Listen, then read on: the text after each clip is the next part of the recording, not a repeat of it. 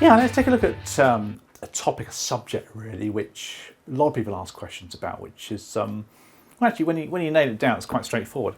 And it's the subject of qualifying and non-qualifying policy. So it's pretty exciting stuff, this, isn't it?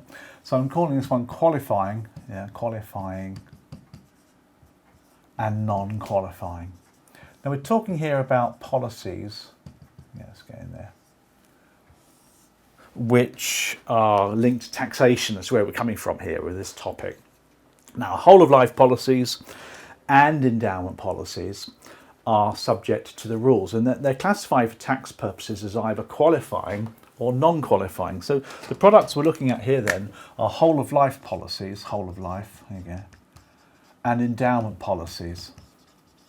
Now, you probably don't come across those very much these days because they were pretty much killed off by some of the changes to the rules actually a few years back. But we also talk about term assurance. Term assurance also has the ability to be classified as qualifying or non-qualifying. But it doesn't really make a lot of difference, those two, because these two policies, whole of life endowments, produce a lump sum of money. That's the whole point behind them. They produce a lump sum of cash. And it's that lump sum of cash that could well be taxed. That's the whole point. Now, the rule is this. If a plan is qualifying, so let's put a little tick here. If a plan is qualifying, then it does minimise the tax liabilities. There's no more tax to pay for people that own the policy. But if the policy is non-qualifying over here, then this lump sum of money will therefore be liable to some high rate tax, traditional rate tax. That's broadly the rule, really. Now, benefits from all these policies become either taxable or not. Now, to make a policy qualifying, to ensure that the policy is qualifying, then you've got to follow some rules. So we call these qualifying rules. Yeah. Okay, there you go.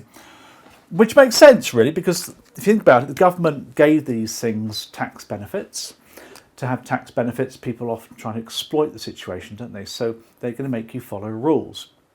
Now, I'll simplify these nicely for you. The first one is that the term must be for 10 years, which is not a problem, of course, with endowments because they're issued for 10 years. And the whole of life policies also have a 10-year term as well, but of course they last for the whole of life, so it doesn't really affect them so much as well. Premiums must be payable regularly, so premiums must be regular. Bit like something else really, we won't talk about that. But premiums have to be regular, monthly or at least annually. Most people pay monthly for these kind of things. Annual premiums are a thing of the past really, aren't they? Now, premiums can't more than double. There you go, premiums not more than double in any 1 year. Now this means, of course, that if you have a low start endowment, which we used to sell many years ago, premiums would eventually double over a 4 or 5 year period, but they wouldn't be more than double because that makes it non-qualifying as well. So that's an easy one to remember, isn't it? Death benefits. Now both of these products, of course, endowments and whole of life, come with a death benefit. The whole point behind it really, isn't it? Or the sum assured. For a mortgage, of course, it pays off the mortgage in the event of death. For whole of life, it's your life insurance, isn't it? Now, the death benefit was the key reason why the government made these qualifying or non-qualifying. And the rule is that the death benefit has to be at least 75% of the premiums paid. So it must be at least 75% of the premiums that are going to be paid on the product. Now, the endowment's got a term that's easy to work out. The whole of life, they took it to a certain age, usually 85, so the total premiums. So work it out. If the premium is £100 a month, that's £1,200 a year. So 25 years, that's about sort of £30,000 in premiums, isn't it? So the death benefit, therefore, has to be at least 75% of those premiums. So it's got to be a decent amount of death benefit, because the more benefit that you produce, the better it is for the customer. The lower the death benefits, the higher the investment. You're sort of tweaking it, aren't you? And therefore it becomes more of an investment product, which shouldn't really be tax efficient. I mean, there's other rules for tax efficient investment products. So the whole point behind that rule is it keeps the death benefit at a high level, which was the whole point behind it.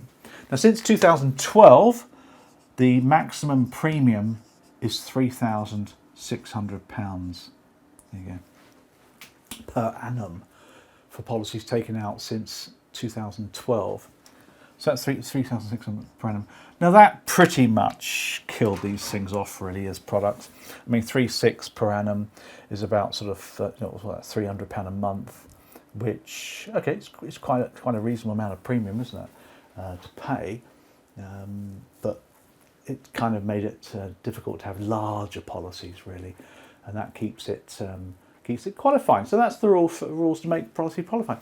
Now you can make a qualifying policy non-qualifying during its life by surrendering it.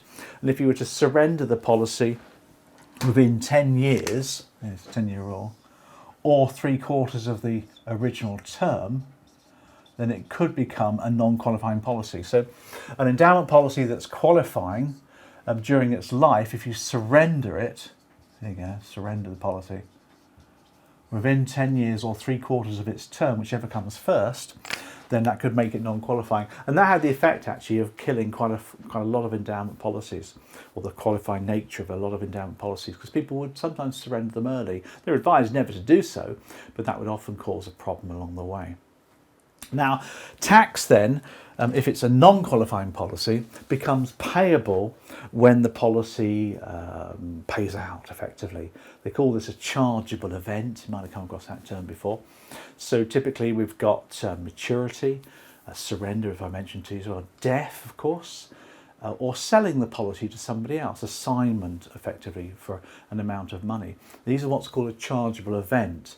So really what we're saying here is that the tax, because there's extra tax to pay on a non-qualifying policy, becomes payable, there you go, let's just put a little diary there for you, on what they call a qualifying or event, which makes sense really, isn't it? So these events are death, maturity of the policy,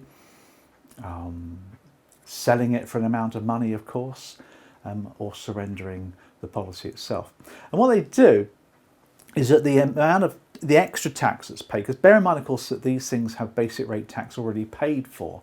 That's the whole point about funds, isn't it? So basic rate tax is gone. So there's 3 types of tax, aren't there? So let's put these up here. The basic, high rate, and additional rate. There's the 3 rates of tax at the moment. Now the basic rate tax is always paid for. So it's the nature of the funds.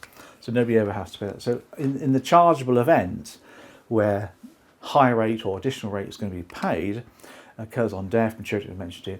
But what they do is they take effectively the profit that you've made from owning the policy. It's the profit, and effectively it's the surrender value less any premiums that you've paid. Is what they use to work out the chargeable gain, as it's called. So that's your chargeable event. So that's the diary. That's the event. And if there is an event, they then work out your chargeable gain, and then they'll apply high rate or additional rate difference to the chargeable gain. And the chargeable gain, put across here, is the surrender value less the premiums that you've paid. Now you think about it, that's the profit that you've gained, if you like, by owning the policy. That's the amount of money that you've invested. It's kind of like the money you've invested, you've made really. So you should be taxed on that amount really. And that's the chargeable gain. So, say for example, you had an endowment policy which had a sum assured of say 200,000. That's irrelevant really, because that's paid out on death. But what they would do is they'd take a look at the surrender value at the date of death. Then they work out how many premiums you paid, and that then equals the profit that you've effectively made by owning the policy. That's the investment value of the property. And that, of course, is then liable to tax. It's 20% for high rate taxpayers, 25% for additional rate taxpayers, because that's the extra bit of tax that they have to pay. And that's pretty much how it works. There's not much more to it than that, really. The key, of course, is to make these things qualifying in the first place, which makes sense, doesn't it? There's no capital gains tax to worry about. It's all paid for in the fund. So this is income tax, effectively, qualifying, non-qualifying. The only capital gains tax might occur if you've sold your policy. Remember when we said about the chargeable event is on death, maturity, surrender value, but I also mentioned selling it for an amount of money, assigning it to somebody else. So I did this to my endowment policy back in 2009. I had 4 or 5 years to go on it. It's a with profits policy. I needed some money for a bill that I was doing at the time. Desperately needed some cash. So I, rather than surrendering my endowment policy, I sold it on the second-hand marketplace. Got a lot more money for it as well. Now that's a capital gain effectively. So whoever buys that is going to incur a capital gain when they eventually sell it on, or when it matures for them and they've made a capital gain. So there'll be capital gains for them to worry about, but not for me. The growth of the fund effectively has capital gains tax taken out at source along with the basic rate. So this is all income tax really. Not a particularly tricky topic if you think about it. As far as CMAP is concerned, the main product areas, of course, are whole of life endowments. You do need to know about the qualifying rules. These rules are fairly straightforward, aren't they, to remember? You might get questions on those, which is fair play as well. Remember, an endowment can become non-qualifying by surrendering it early. That's the other thing as well. But when it does come about to be taxable, you look for the chargeable event, and then you just work out the gain, and then you apply the tax. One final thing for you, I've talked about whole of life endowments here. Remember bonds, insurance bonds. Insurance bonds are always non-qualifying. Now a bond is a lump sum investment. It's not a regular premium like these guys. It's a lump sum investment into the insurance fund, so basic tax is paid. But it doesn't qualify, it doesn't cover the rules. There's no term, there's no regular premium, the premiums aren't doubling at all. Death benefit is usually not a problem. But the premium, of course, is going to kill it completely. So, of course, a bond is non-qualifying at the outset. Hence, of course, you often hear about this additional tax charge on bonds. Hey, yeah, interesting stuff. Bit old-fashioned now, this kit. Nobody really sells whole-of-life policies anymore. Nobody sells endowments anymore. Everything of the past. But you might have people who come along who got them. That's the reason why you need to understand how they work. That's good news. Bye.